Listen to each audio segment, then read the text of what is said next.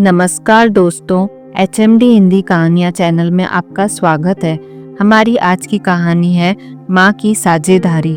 आज सुबह गीता जी कुछ ज़्यादा ही जल्दी उठ गई थी।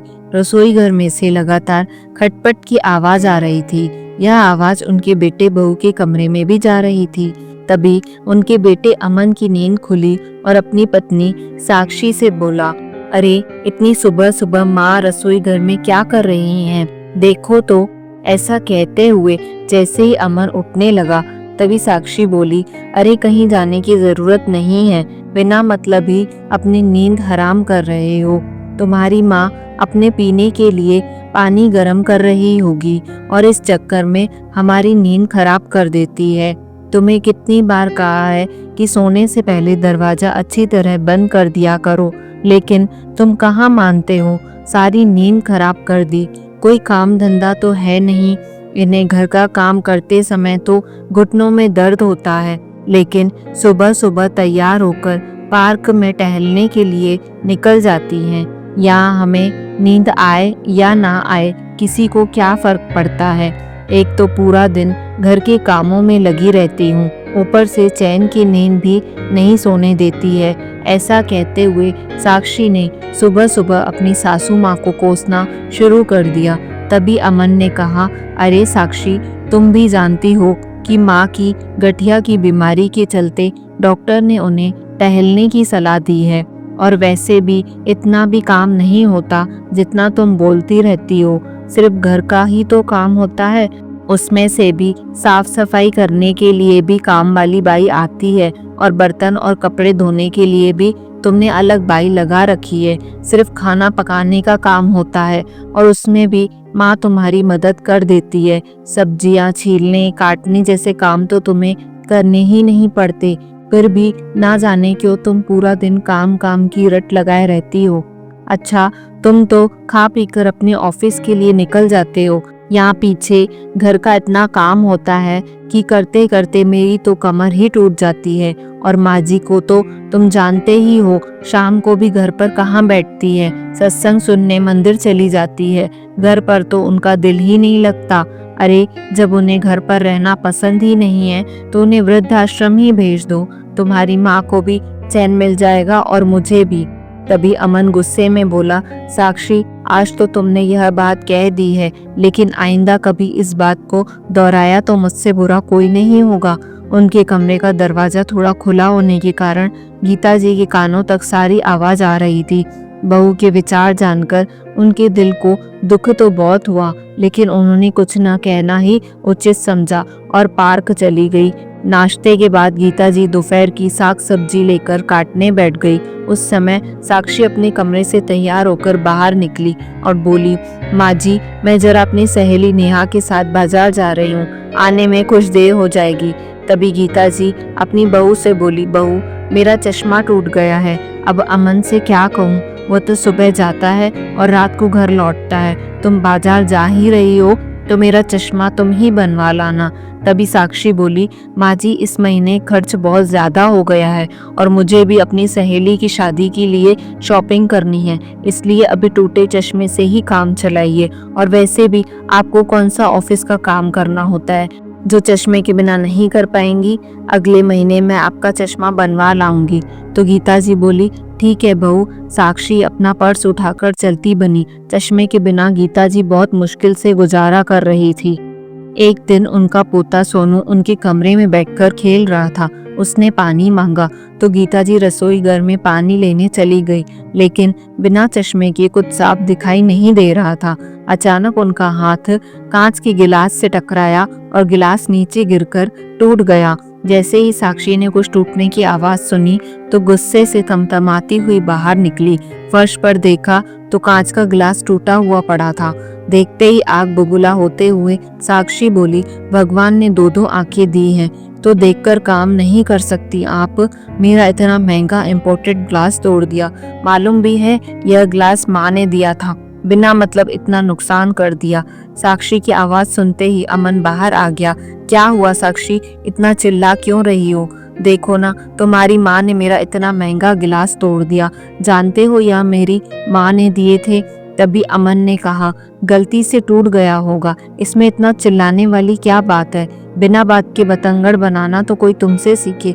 तभी अमन ने अपनी माँ की ओर देखा तो बोला, अरे माँ, आप चश्मा क्यों नहीं पहनती? इसी कारण ही शायद आपको कुछ नजर नहीं आया होगा। बेटा, वो मेरा चश्मा। अभी गीता जी बोल ही रही थी कि साक्षी बोली, भगवान जाने कौन सी दुनिया में गुम रहती है तुम्हारी माँ, बिना मतलब मेरा नुकसान कर दिया। बड़बड़ाते हुए साक्षी अपने कमरे में चली गई। इधर गीता जी को समझ नहीं आ रहा था कि आखिर उन्होंने ऐसा भी क्या कर दिया था जो उनकी बहू इतना बरस पड़ी। दरअसल साक्षी पर अपनी तथा कथित मॉडर्न सहेलियों का काफी प्रभाव था। उसकी अधिकांश सहेलियां या तो अपने सास ससुर से अलग होकर अपनी अलग गृहस्थी बसा चुकी थी या फिर उन्हें वृद्धाश्रम बेचकर उनकी जिम्मेदारियों से मुक्त होकर स्वतंत्र जीवन बिता रही थी। उनकी देखा देखी साक्षी पर भी अपनी सास को आश्रम भेजने का भूत सवार हो चुका था। अक्सर साक्षी फोन पर ही चिपकी रहती, कभी अपनी सहेलियों के साथ अपनी सास की बुराई करती तो कभी माँ के साथ घर का सारा हालचाल बांटती। एक दिन जब साक्षी अपने घर की सारी बातें अपनी माँ को बता रही थी तो उसकी कुछ बातें गीता जी की कानों में पड़ी। थोड़ी देर बाद वह अपनी बहू के पास आई और बोली, बहू, अपने ससुराल की सारी बातें मायके में बताना अच्छी बात नहीं होती। इतना सुनने की देर थी कि साक्षी एकदम भड़क गई और चिल्लाते हुए बोली, माँ जी, आपको इतनी भी तमीज नहीं है कि छिपकर किसी की बातें नहीं सुना करते? अपनी बहू की जासूसी करते हुए आपको बिल्कुल शर्म नहीं आई? साक्षी के इस तरह के व्यवहार से गीता जी एकदम सन्न रह गई, लेकिन कहती भी तो किससे। बहू तो समझने को तैयार नहीं थी और बेटे को वह परेशान करना चाहती नहीं थी, इसीलिए चुपचाप अपमान का घूंट पीकर सहन कर गई। लेकिन साक्षी चुप रहने वाली नहीं थी। रात को खाना खाने के बाद जैसे ही अमन कमरे में आया, उसने फिर से वही जिद पकड़ ली, तुम्हारी माँ के रहते हुए तो मेरा जीना हराम हो चुका है। प्राइवेसी नाम की तो कोई चीज ही नहीं है। किसी से फोन पर बात तक नहीं कर सकती मैं। छोटी छोटी सी बातों पर लेक्चर सुनाने चली आती है। तुमसे कितनी बार कहा है कि अपनी माँ को वृद्धाश्रम भेज दो, लेकिन तुम तो सुनते ही नहीं हो। अरे, वृद्धाश्रम तो इन जैसे बूढ़ों लोगों के लिए ही बना हुआ है, और फिर तुम्हारी माँ को भी अपनी उम्र के लोग मिल जाएंगे तो उनका दिल भी लगा रहेगा। तभी अमन बोला, साक्षी, बड़े बुजुर्ग अगर कुछ समझाते हैं तो हमारे भले के लिए ही समझाते हैं, लेकिन यह सब बातें तुम्हारे दिमाग से बाहर है। और मेरी एक बात कान खोलकर सुन लो कि मैं अपनी माँ को कभी वृद्धाश्रम नहीं भेजूंगा। तुम नहीं जानती कि मेरी माँ ने मेरे लिए कितने त्याग किए हैं, और आज जब उन्हें मेरी ज़रूरत है तो मैं उनका ख्याल भी न रख सकूं तो लानत है मेरे बेटे होने पर। तभी साक्षी बोली, बस तुम्हें तो अपनी माँ के अलावा इस दुनिया में कोई दिखाई ही नहीं देता। फिर अमन ने कहा, साक्षी, तुम नहीं जानती कितनी मुश्किलों से मेरी माँ ने मुझे पाल पोस कर बड़ा किया है। खुद भूखे रहकर माँ ने मुझे भरपेट खिलाया है।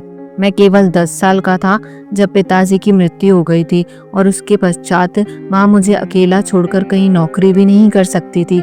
इसीलिए उन्होंने घर से ही टिफिन सर्विस शुरू की, और शाम को भी जो थोड़ा बहुत समय बचता था उस समय में मुझे पढ़ाने के साथ साथ स्कूल के छोटे छोटे बच्चों को भी ट्यूशन देती थी। दिन रात मेहनत करते हुए माँ ने मुझे इस मुकाम तक पहुँचाया है कि मैं आज इज्जत भरी जिंदगी जी रहा हूँ। भले ही माँ के पास इतने पैसे नहीं होते थे, लेकिन फिर भी मेरी हर एक डिमांड को पूरा करती थी। मेरी माँ कहते कहते ही अमन की आंखों में आंसू आ गए और बोला, साक्षी, मैं सारी दुनिया को छोड़ सकता हूँ लेकिन अपनी माँ को कभी नहीं। अमन की बातें सुनकर साक्षी भी उस समय चुप हो गई, और उसके बाद कुछ दिनों तक घर में शांति रही। लेकिन जैसे जैसे समय बीतने लगा, साक्षी का वही बर्ताव फिर से शुरू हो गया, जिस कारण अमन फिर से परेशान रहने लगा कि आखिर वह साक्षी को कैसे समझाए। एक दिन साक्षी ने अपने घर पर अपनी सारी सहेलियों को बुलाया और अपनी सासू माँ से कहा, माँ जी, आज मेरी कुछ सहेलियाँ घर पर आ रही हैं। आप स्नैक्स बहुत अच्छे बनाती हैं, तो आज आप ही उनके लिए चाय और स्नैक्स बनाना। गीता जी के घुटनों में दर्द था, लेकिन फिर भी बहू की बात मानकर दोपहर से ही तैयारियों में जुट गई। उनके हाथ के बने खाने में इतना स्वाद होता था कि बड़े बड़े होटल के शेफ भी उनके आगे फेल हो जाएं। साक्षी की सहेलियों के आने से पहले गीता जी लगभग सारे व्यंजन बना चुकी थी। तभी साक्षी अंदर आई और पूछने लगी, माँ जी, और कितना समय लगेगा? मेरी सहेलियां तो पहुंचती ही होंगी। तभी गीता जी बोली, बाकी सारा काम हो चुका है, बस जब तुम्हारी सहेलियां आएंगी तो मैं चाय बना दूंगी। उसी समय दरवाजे की बेल बजी तो साक्षी ने कहा, माँ जी आप चाय बनाने रख दीजिए, और जल्दबाजी में चाय पत्ती के साथ चीनी के बजाय नमक का डिब्बा उठाकर अपनी सासू माँ को पकड़ा दिया और बोली, आप जल्दी से काम निपटाएं। और ऐसा कहकर साक्षी घर का दरवाजा खोलने चली गई। नज़र के कमजोर होने पर चश्मा ना होने के कारण गीता जी को भी नमक और शक्कर में फर्क समझ नहीं आया और उन्होंने चाय में नमक डाल दिया। तभी साक्षी अपनी सहेलियों को लेकर अंदर आई और उनके साथ बातें करने लगी। थोड़ी देर बातचीत करने के बाद साक्षी सबके लिए रसोई घर में से तरह तरह के स्नैक्स लेकर आई, तो ऐसे दिखा रही थी मानो सारे स्नैक्स उसी ने बनाए हों। सब लोग बड़े मजे से स्नैक्स खाने लगे और हंसी मजाक और बातचीत का सिलसिला चल पड़ा। थोड़ी ही देर में चाय भी बन चुकी थी तो गीता जी गर्मा गर्म चाय लेकर आई और मेहमानों को सर्व करने लगी। उनकी सारी सहेलियां लजीज व्यंजनों का आनंद ले रही थी और खाते हुए उनमें से एक सहेली बोली, अरे साक्षी यह स्नैक्स तो तुमने बहुत ही स्वादिष्ट बनाया है। तभी दूसरी सहेली बोली, हाँ यार, पकोड़ों का तो कोई जवाब ही नहीं, इतने स्वादिष्ट पकोड़े तो मैंने आज पहली बार खाए हैं। तभी एक और सहेली ने कहा, लेकिन यह तो बताओ, यह सब बनाना तुमने सीखा कहाँ से? इससे पहले कि गीता जी कुछ कहती तभी साक्षी बोली, अरे यार, इंटरनेट पर देखकर मैं सब कुछ सीख गई हूँ। तुम बस स्नैक्स एंजॉय करो, और स्नैक्स ही क्यों, तुम अपनी सहेली के हाथ की बनी चाय का भी मजा लो और बताओ कैसी बनी है। साक्षी ने कहा तो उसकी सहेलियां बड़े उत्साह के साथ चाय पीने लगी। लेकिन जैसे ही उसकी सहेलियों ने चाय पीनी शुरू की तो सबके मुंह का स्वाद बिगड़ गया। कुछ सहेलियां वॉश बेसिन में कुल्ला करने लगी तो बाकी सहेलियां जिन्होंने अभी तक चाय पीनी शुरू नहीं की थी उन्होंने चाय वापस रख दी। उनका यह रवैया देखकर साक्षी हैरान रह गई। उसने तुरंत चाय उठाकर थोड़ी सी चक्कर देखी तो जोर से चिल्लाई, माँ जी यह आपने क्या किया? क्या आपको इतनी भी नहीं पता कि चाय में नमक नहीं शक्कर डाली जाती है? कम से कम देख तो लिया कीजिए, आपको तो बिल्कुल भी अकल नहीं है। तभी साक्षी की सारी सहेलियां कहने लगी, यह क्या साक्षी, तुमने तो कहा था कि स्नैक्स और चाय तुमने बनाई है, फिर नमक भी तुमने ही डाला होगा। तभी गीता जी विनम्र भाव से बहू की सहेलियों को बोली, गलती तो मुझसे हुई है, चाय मैंने ही बनाई थी और ढंग से नजर ना आने के कारण नमक भी मुझसे ही गलती से डल गया, मुझे माफ करना बेटा। तभी साक्षी की एक सहेली जो बहुत ही अच्छे स्वभाव की थी उठकर गीता जी के पास आई और उन्हें गले से लगाते हुए बोली, नहीं आंटी जी, आप हमसे बड़ी हैं तो प्लीज़ माफ़ी मत मांगिए, छोटी मोटी गलतियां तो हो ही जाती हैं। उसके बाद साक्षी ने उन्हें कुछ ना कहना ही उचित समझा। जब उसकी सारी सहेलियां अपने घर चली गई तो साक्षी ने तो जैसे घर में तूफान ही खड़ा कर दिया और गीता जी से बोली, मुझे एक बात समझ में नहीं आती कि आप मुझे चैन से जीने क्यों नहीं देती, आखिर आप चाहती क्या हैं? अपनी सहेलियों के लिए मैंने थोड़ा सा काम करने को क्या कह दिया, आपने तो पूरे नमक का डिब्बा ही चाय में उड़ेल दिया। अगर कुछ नहीं बनाना था तो बोल दिया होता, लेकिन इस तरह मेरी बेइज्जती करवाने की क्या ज़रूरत थी? तभी गीता जी बोली, बहू मैंने तो अपनी तरफ से सब कुछ अच्छा ही बनाया था और जब चाय बनाने लगी तो नमक का डब्बा भी तुमने ही मेरे हाथ में दिया था, यह कहकर कि मेरी सहेलियां आ गई हैं, जल्दी से चाय बना दो। अब यदि मुझसे वह नमक चाय में डल गया तो इसमें मेरा क्या कसूर था? अभी यह सब बातें चल ही रही थी कि अमन भी घर पर आ गया और साक्षी को गुस्से में देखकर उसने कारण जानना चाहा तो साक्षी ने चिल्ला चिल्लाकर उसे सारी बात बताई। तो अमन बोला, साक्षी थोड़ा ध्यान तो तुम्हें भी करना चाहिए था कि अब माँ की उम्र हो चली है, तुम कम से कम काम में उनका हाथ बटा देती। और माँ आप अपना चश्मा क्यों नहीं लगाती? जब भी आप चश्मा नहीं लगाती तो कुछ न कुछ उल्टा ही हो जाता है। मुझे बताइए आपने अपना चश्मा कहाँ रखा है, मैं अभी लेकर आता हूँ। तभी गीता जी बोली, बेटा दरअसल बात यह है कि मेरा चश्मा कुछ समय से टूटा हुआ है जिस कारण मैं ढंग से देख नहीं पाती और मुझसे कोई न कोई गलती हो जाती है। तो अमन बोला, आप भी कमाल करती हैं माँ, आपका चश्मा टूट गया था तो आपने मुझे बताया क्यों नहीं? फिर गीता जी ने कहा, बेटा मैंने तो बहू को कहा था लेकिन बहू ने यह कहकर बात टाल दी कि इस बार खर्चा बहुत हो गया है तो पैसे नहीं बचे, अगले महीने वह मेरा चश्मा बनवा कर ले आएगी। यह बात सुनकर अमन ने साक्षी की ओर प्रश्नवाचक निगाह से देखा तो साक्षी अपना बचाव करते हुए बोली, हाँ तो क्या हुआ, आखिर हूँ तो इंसान ही, भूल गई माँ जी का चश्मा बनवाना। फिर अमन ने कहा, साक्षी जैसे तुम इंसान होकर गलती कर सकती हो वैसे मेरी माँ भी इंसान है, और छोटी सी गलती पर तुम उन पर ऐसे चिल्लाने लगती हो जैसे उन्होंने कोई बहुत बड़ा गुनाह कर दिया हो। तुम्हारे रोज रोज के इस व्यवहार से तो मैं परेशान हो चुका हूँ। अमन की इन बात को सुनकर साक्षी का गुस्सा 7वें आसमान तक पहुंच गया और जोर से चिल्लाते हुए बोली, तुम्हें तो सिर्फ अपनी माँ ही नजर आती है। तुम्हारी जिंदगी में मेरे होने या ना होने से तुम्हें कोई फर्क नहीं पड़ता। अगर ऐसी ही बात है तो ठीक है, मैं मायके ही चली जाती हूँ। आज के बाद मेरा तुमसे और तुम्हारे इस घर से कोई लेना देना नहीं है। ऐसा कहते हुए साक्षी गुस्से में पैर पटकती हुई अपने कमरे में गई और बैग निकालकर अपने और अपने बेटे के कपड़े पैक करने लगी। फिर गीता जी उसके पास आई और हाथ जोड़कर उसे विनती करने लगी, बहू, मेरे कारण तुम दोनों अपनी गृहस्थी क्यों खराब करते हो? यदि तुम्हें मेरी उपस्थिति पसंद नहीं है तो मैं ही वृद्धाश्रम चली जाती हूँ। तभी अमन वहाँ आया और बोला, नहीं माँ, आपको हाथ जोड़ने की कोई ज़रूरत नहीं है और आप इस घर से कहीं नहीं जाएंगी। यदि साक्षी को आपके साथ रहना पसंद नहीं है तो वह यहाँ से जा सकती है, लेकिन मैं आपका साथ कभी नहीं छोड़ूंगा। और अब इस रोज रोज के झगड़े से तो मैं भी परेशान आ चुका हूँ। साक्षी ने अपना सामान पैक किया और जैसे ही जाने लगी तो अमन से बोली, अगर तुम चाहते हो कि हमारी गृहस्थी फिर से बसे तो अपनी माँ को वृद्धाश्रम में छोड़ देना, मैं वापस आ जाऊंगी, नहीं तो मैं यहाँ कभी लौटकर नहीं आऊंगी। ऐसा कहकर साक्षी अपने मायके चली गई, लेकिन अमन ने उसे रोकने की कोशिश नहीं की क्योंकि अब वह इस समस्या का हल चाहता था। आज घर में जो कुछ भी हुआ था वह सब देखकर गीता जी बहुत ज्यादा चिंता में पड़ गई।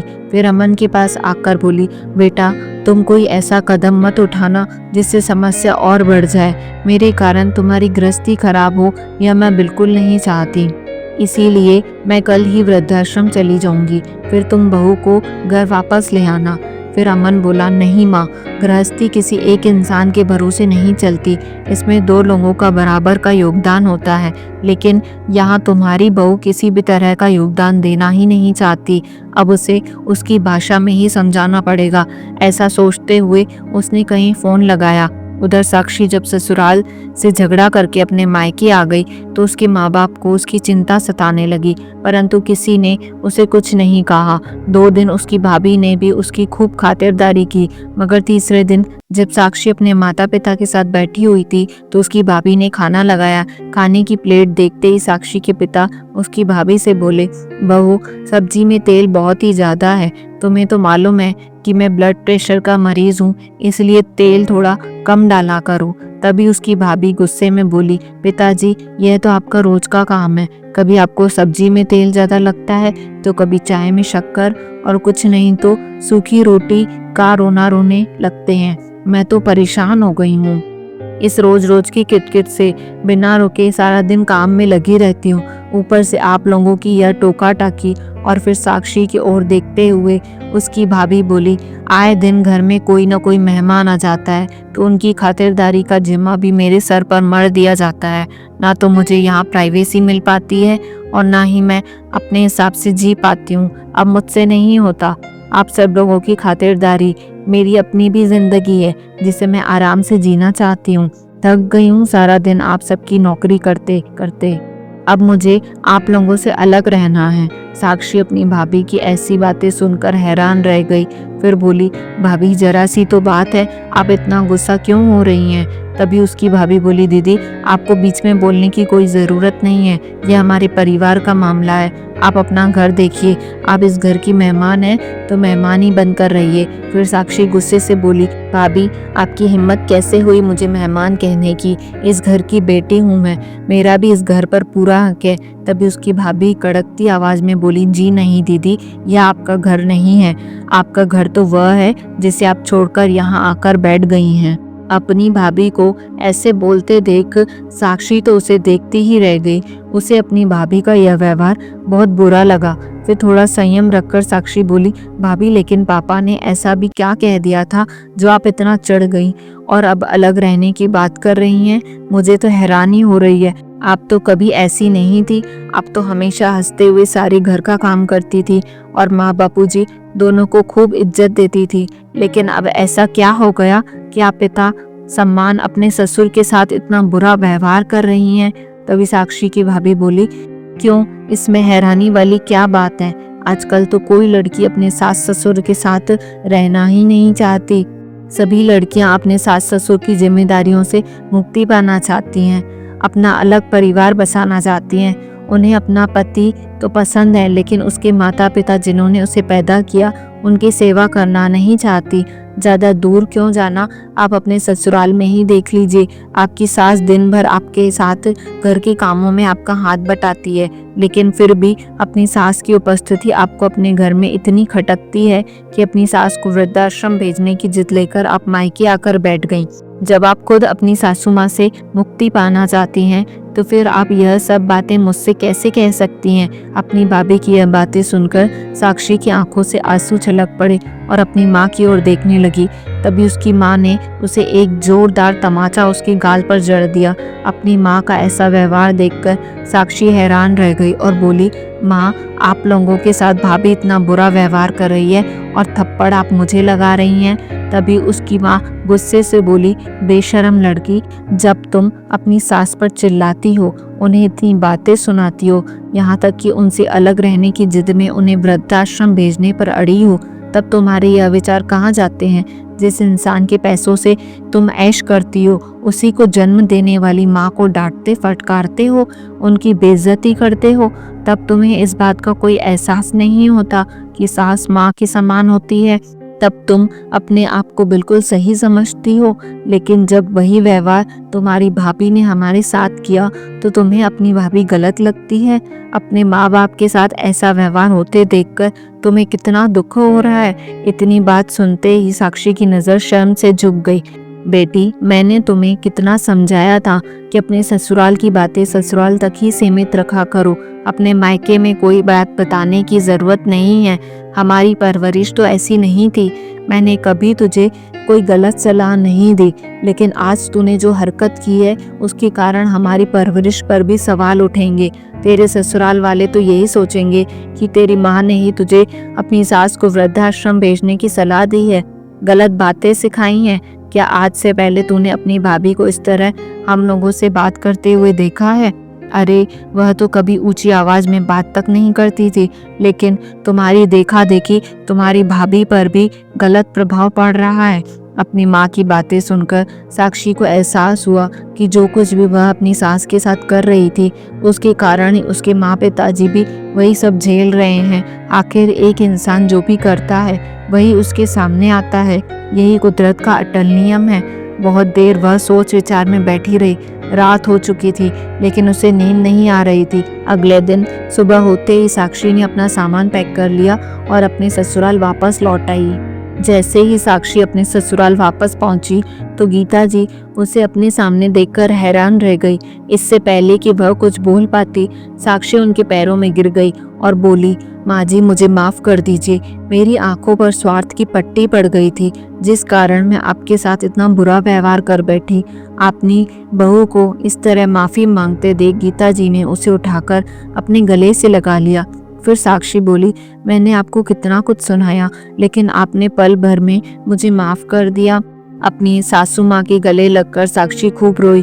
गीता जी ने अपने पल्लों से उसके आंसू पोंछे और उसे चुप करवाया, लेकिन गीता जी यह बात समझ नहीं पा रही थी कि आखिर 2 दिन में ऐसा क्या हो गया जो साक्षी उल्टे पांव वापस आ गई और रोते हुए उसने माफ़ी मांगने लगी। अमन, जो ऑफिस जाने के लिए अपने कमरे में तैयार हो रहा था, साक्षी की आवाज़ सुनकर बाहर निकला। सास बहू को इस तरह गले लगते देख उसके चेहरे पर मुस्कान आ गई। तैयार होकर घर से बाहर निकला तो सबसे पहले उसने अपनी सासू माँ को फ़ोन लगाया और उनकी मदद के लिए उन्हें शुक्रिया अदा करते हुए बोला, माँ जी, धन्य हैं आप। अगर सभी माँ बाप अपने बच्चों की गलत हरकतों पर उनका साथ न देते हुए उन्हें इसी तरह सही रास्ते पर लेकर आएं तो कोई घर परिवार कभी नहीं उजड़ेगा। कहते कहते अमन की आंखों में आंसू आ गए। दरअसल हुआ यूं था कि जिस दिन साक्षी अमन से झगड़ा करके अपने मायके गई थी, उसी दिन अमन ने अपनी सासू माँ को फ़ोन करके सारा किस्सा बयां कर दिया और इस मामले में उनसे मदद मांगी थी। साक्षी की माँ अपने दामाद और समधन को खूब अच्छे तरह से जानती थी, इसीलिए आज जो कुछ भी साक्षी के मायके में हुआ वह सब साक्षी के माता पिता और भाभी का सोचा समझा नाटक था, ताकि वह साक्षी को सही रास्ते पर ला सके। आज साक्षी बहुत खुशी से अपने घर का सारा काम कर रही थी और गीता जी के साथ खूब हंस-बतिया रही थी। जब अमन घर लौटा तो चीखने चिल्लाने की आवाज़ों के स्थान पर हंसी ठिठोली की आवाज़ें पूरे घर में गूंज रही थी। यह नज़ारा देखकर अमन सोचने लगा, साक्षी की माँ की तरह यदि सभी माता पिता समझदारी से काम लें तो बहुत से घर उजड़ने से बच जाएंगे। तो दोस्तों, आपको यह कहानी कैसी लगी? लाइक और कमेंट करके ज़रूर बताएं और चैनल को सब्सक्राइब करना ना भूलें। मिलते हैं एक नई कहानी के साथ जल्द ही। तब तक के लिए आपसे विदा लेते हैं दोस्तों। धन्यवाद।